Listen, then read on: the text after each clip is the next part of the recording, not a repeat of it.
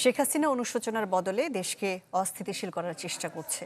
রাজধানীতে এক অনুষ্ঠানে এই অভিযোগ করেন স্থানীয় সরকার মন্ত্রী মির্জা ফখরুল ইসলাম আলমগীর। আশ্বাস দিয়েছেন গুমের শিকারদের পরিবারকে ভাতা দেওয়ার। স্বরাষ্ট্রমন্ত্রী সালাউদ্দিন আহমদ জানিয়েছেন, জ্বালানি পরিস্থিতি বিবেচনায় এবার স্বাধীনতা দিবস উদযাপনে থাকবে না আলোকসজ্জা। আমাদের বাবাদের খোঁজ চাই, আমরা বিচার চাই, আমরা খোঁজ চাই, আমরা আমাদের বাবাদের জড়িয়ে ধরতে চাই। কন্যা, জায়া, জননী আর বোনকে নিয়ে যে নারী জগৎ দেশে এর একটি উল্লেখযোগ্য অংশ গেল এক যুগেরও বেশি সময় ধরে খুঁজে বেড়াচ্ছেন নিজেদের স্বজনকে। ফেসিবাদী আমলে গুম হয়েছেন যাদের প্রিয়জন, মায়ের ডাকের অনুষ্ঠানে তাদের আহাজারিতে ভারী হয়ে ওঠে আগারগাঁওয়ে বাংলাদেশ ফিল্ম আর্কাইভ মিলনায়তন।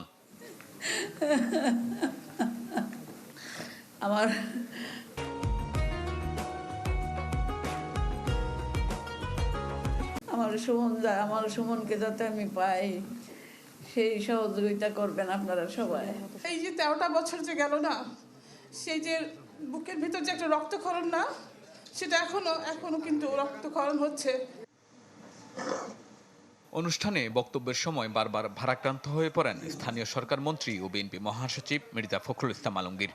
জানান, গুম হওয়া পরিবারের সদস্যদের ভাতার জন্য প্রধানমন্ত্রীকে চিঠি দেওয়ার কথা। আমি মাননীয় প্রধানমন্ত্রীর কাছে একটা চিঠি লিখব যে আমাদের এই পরিবারগুলোকে সরকারের তরফ থেকে ভাতা দেওয়াটা অত্যন্ত জরুরি। এত গুম খুনের পরও অনুশোচনা না করে শেখ হাসিনা দেশের বিরুদ্ধে চক্রান্ত করছে বলেও মন্তব্য করেন মির্জা ফখরুল। প্রত্যাশা করেন এমন নিষ্ঠুর পরিস্থিতি আর যেন দেশে না আসে।